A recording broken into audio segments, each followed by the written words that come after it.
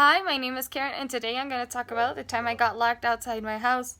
So, I was about 6 years old when this happened.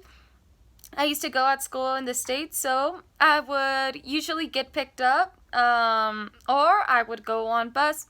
This time, I was going to go home in the bus, so I went home as I usually did. But this time, my mom wasn't outside waiting for me, which was weird because she usually waited outside for when I got home. And I thought to myself, maybe she's busy inside. So I got off the bus and I walked to my front door and I knocked, but nobody really answered. And this is weird because usually the bus driver either does two things. She either waits until somebody opens the door, or she tells me to, well, she would tell people to get back inside the bus, and they would go leave the rest of the kids to their houses, and then they would take them back home. So that's what they usually did. But for some reason this time that didn't happen. I told the bus driver that she was probably inside and she probably didn't hear me get home.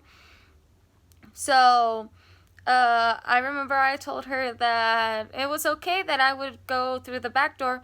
So the bus driver agreed, and I went to the back of the house, and I remember I knocked. So my door was see-through, and I could see inside, and I didn't see anybody there, but I thought maybe they were in their rooms because the only part I could see was the kitchen and part of the living room. So I remember I started knocking, but nobody would open the door, and I said maybe they're not home. So I went back to the front of the house, and to my surprise, the bus driver wasn't there anymore. So I really started panicking when this happened, and I ran back to the back of my house, and I crawled into a little ball, and I just kind of waited for somebody to get home. But after that, it started raining, and when you're that little, everything seems so much worse, so I started crying. And after a few minutes of waiting, my mom finally got home.